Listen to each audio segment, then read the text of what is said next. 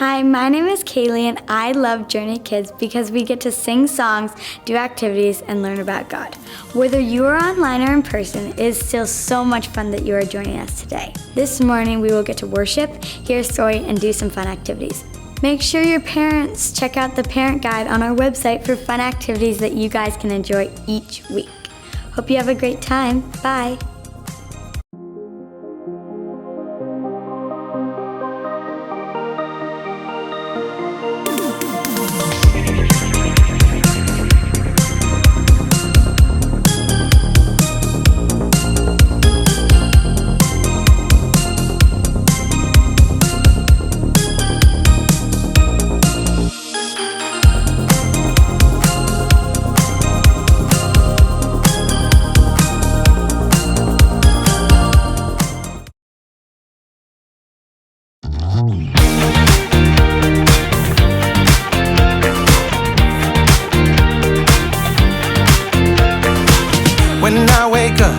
When I wake up, I know that you are with me every step of the way.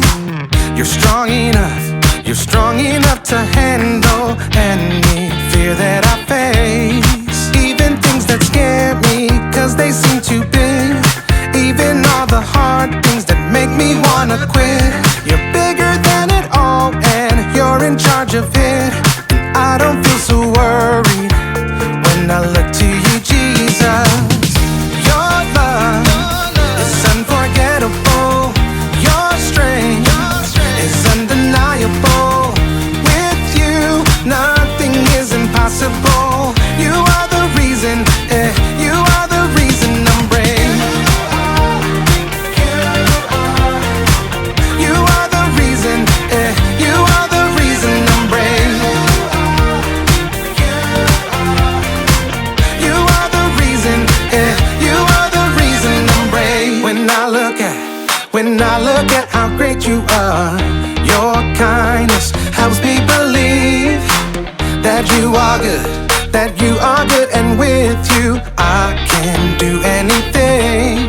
Even things that scare me, 'cause they seem too big.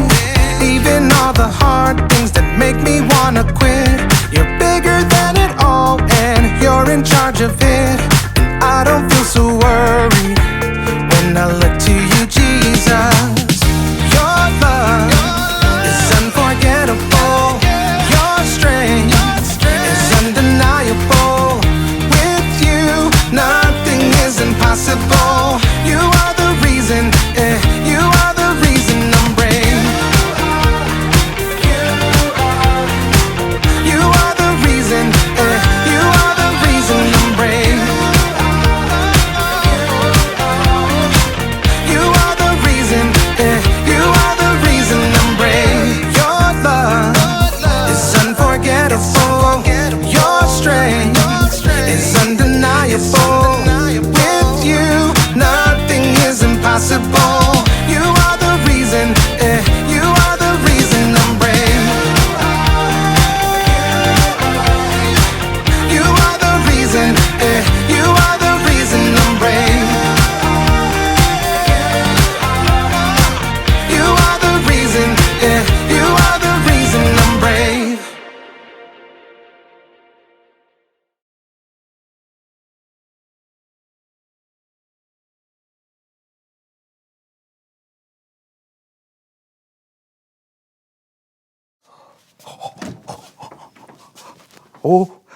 Oh, hey! Brandon, you will not believe what I just found. What? The multiverse! The multiverse? What is the multiverse? Oh, come on, like in the movies. Oh, you mean that place that has like an infinite amount of universes with infinite versions of ourselves? There's no way that place is real. That looks like a Christmas ornament. Yeah, in this universe. Let me see that. What? No. Oh! Brandon, what did you do? You just broke the multiverse. John, for the last time, there's no such thing as The multiverse!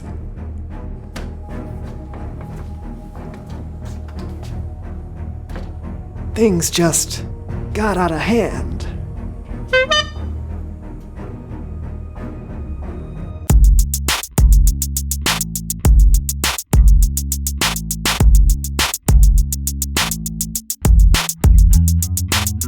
Welcome to the So-and-So Show. I'm Brandon, that's John, and we are excited about today's show. Yes, we are, because we're talking about courage. That's right, and today we have a very special guest, and I have to say, I am extremely excited about this. I'm a big fan. I even brought along, I brought the, oh man, I forgot something that I want him to sign. I'll be right back. Cover for me. I'll be right back. I guess I'll just, was that a knock at the door? Brandon, I think he's here. Okay, please welcome someone who knows stuff. Someone who knows stuff. Someone who knows stuff?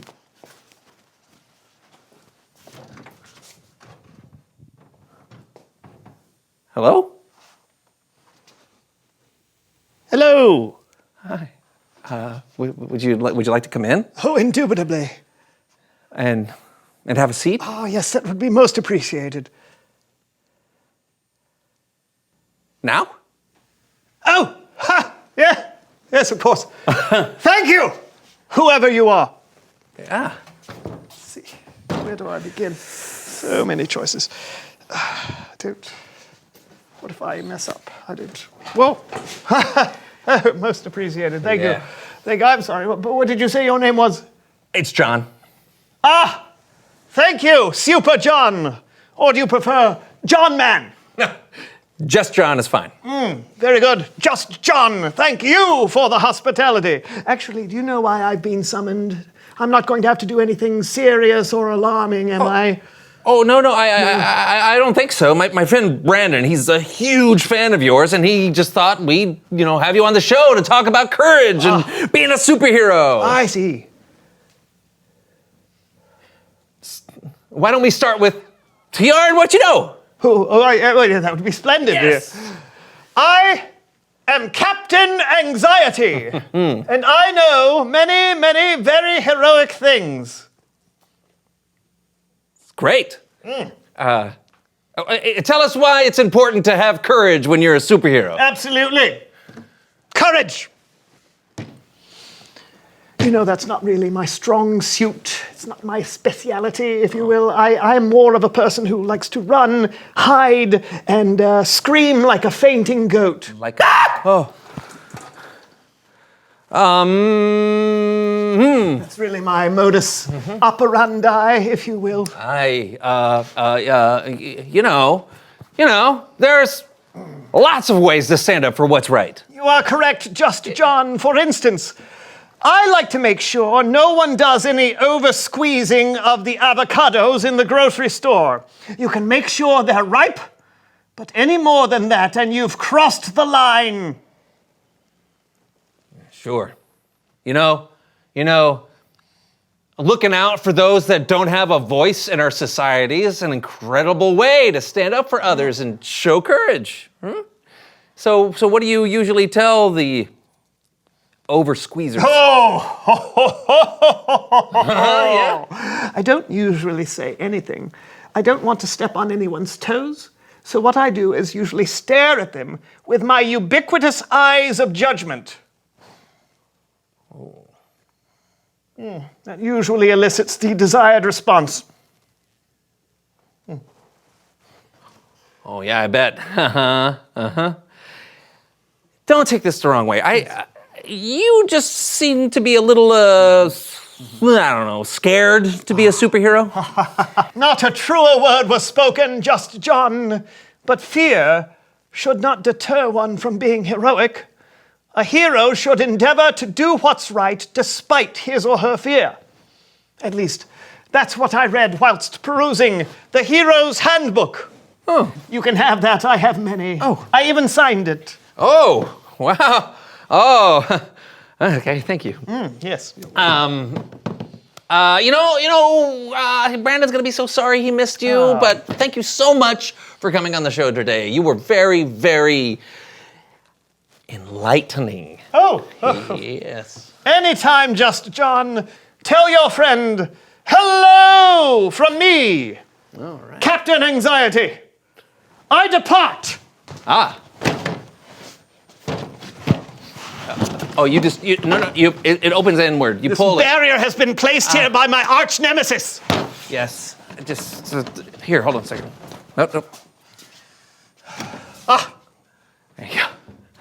Much appreciated, Just John. Sure. Doors are my kryptonite. Also, pickle jars are my kryptonite. And I'm not so fond of, well, kryptonite.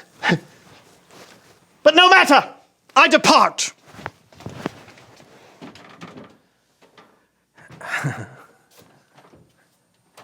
Oh, watch out for that parking meter. Okay. Is he here? Oh, you just missed him. What? Oh, man. I knew I was taking too long. What did he say? He talked about, when he first came in, he was really nervous. Oh, yeah. You know, Oh, and scared.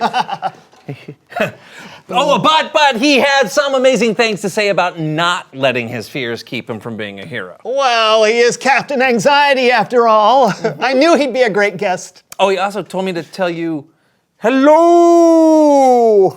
Yeah? And he gave me this to give to you. The Hero's Handbook!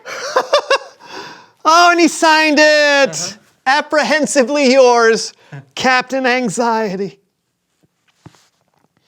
This is the greatest day of my life. Oh. It's Bible story time with Kellen.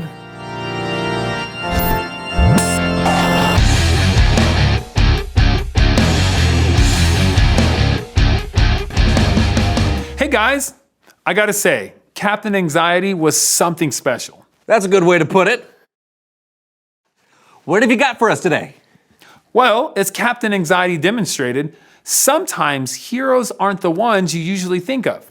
That's what today's story is all about, and we're gonna tell it with Laundry Theater!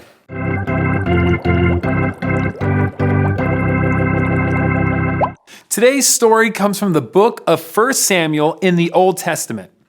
The Israelites had a king named King Saul, but instead of doing what God wanted him to do, Saul did what Saul wanted to do. So God decided there should be a new king and told one of his prophets, a priest named Samuel, to go and find one.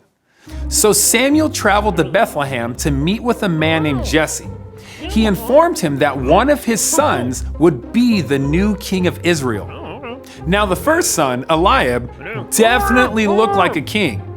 And Samuel thought this had to be the one. But God spoke to Samuel and said, "Do not consider how handsome or tall he is. People look at the outside of a person, but the Lord looks at what is in the heart. He will not be the new king." Jesse had 6 other sons stand in front of Samuel, but God told Samuel that none of these would be king either. Samuel asked Jesse if he had any other sons, and Jesse sent for his youngest, David, who was out tending the sheep. Now, David was extremely young and smelled of animals. He was far from looking like a king. But once again, God looked in David's heart instead of his appearance and knew that this would be the next king. Now, David was not king yet. He was still tending his father's sheep. And King Saul, well, he had no clue that a new king had even been lined up. You see, Saul was busy trying to stop an invasion from the Israelite enemies, the Philistines, and Saul had run into a problem. A 9-foot tall problem named Goliath. Goliath was a soldier for the Philistines, and every day Goliath would walk down into an open field and offer a challenge of single combat to any Israelite. If anyone could defeat Goliath, the Israelites would win the war. Unfortunately, the Israelites were terrified and no one was brave enough to face Goliath. This went on for 40 days in a row. Finally, David was sent to the front lines of the battle to bring his brothers some food. When David arrived, he heard Goliath's challenge, and he was angry that no one had offered to fight him. When King Saul heard that David was volunteering, he sent for him, but quickly told David that he was way too young. But David insisted. He told Saul that he had fought lions and bears to protect his father's sheep, and that he would fight this giant to protect Israel.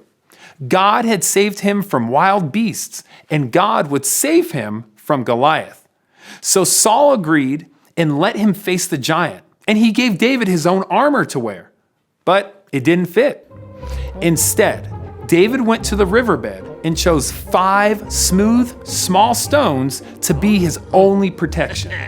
The next time Goliath made his challenge, David stepped right in front of him and faced the giant. Goliath made fun of David, but David stood his ground, and he said, "You come against me with a sword, but I come against you in the name of the Lord, and he will give me victory over you." As Goliath charged, David took a stone from his pocket, and he flung it with everything he had and hit the giant. The stone hit its mark, and Goliath and the Philistines were defeated. David had faced his fears and proved that it is the hero's heart that matters, not the size. The end. Well, I guess David had practiced going up against lions and bears, so maybe Goliath wasn't as frightening to him as he was to the other Israelites? Lions and giants and bears, oh my! Never mind. David also had practice asking God for help. God had gotten him through some tough spots before, so David knew nothing was impossible with God. David and Captain Anxiety have something in common. They both might not look like superheroes, but it's what you do and what's in your heart that's the test of a true hero. Yeah. Oh, hey, thanks, Kellen. Awesome story. Thank you. And until next time. Well, that was unexpected. Do you think Captain Anxiety ever had to face a lion or a bear or something that seemed impossible? No. But it's time for us to reveal the question. What seems impossible to you? Oh, okay. I remember in school there would be tests that I was 100% sure were impossible to pass, but I would study and practice. Then you would pass? Not all the time, but the studying gave me the courage to take the test and know that I had done my best. Well said. Thank you. When something comes up that seems impossible to me, I like to remember God's faithfulness in the past. It helps me face what I think is impossible now, because I know that I'm not alone and God is with me. Indubitably. That's a big word for you. No, I learned it from Captain Anxiety. Oh, he's the best. He is all right. I guess that's it for today. We'll see you next week for a brand new show. Woo! You know who my favorite superhero is? Who's that? Guess. Captain Anxiety. Look into a mirror. And tell yourself, you are loyal and give constant support and allegiance. This is true. I am very loyal, particularly to my table tennis team. Unless we're playing the Paddington Paddlers, they are frighteningly above average. Tell yourself, you have determination. You show firmness of purpose. Firmness. It's rather squishy. I'll move on. Tell yourself, you are selfless. You are more concerned with the needs and troubles of others than you are for yourself. This is also true. Unless the troubles have to do with big, scary people, or animals, or bugs, or oversized rocks and twigs, sometimes smaller rocks. I'm not a big fan of dirt or dust. Did you know dust is made up of human skin? Did you know that? Terrifying. See, look, there's some right there. That could be you. Ah!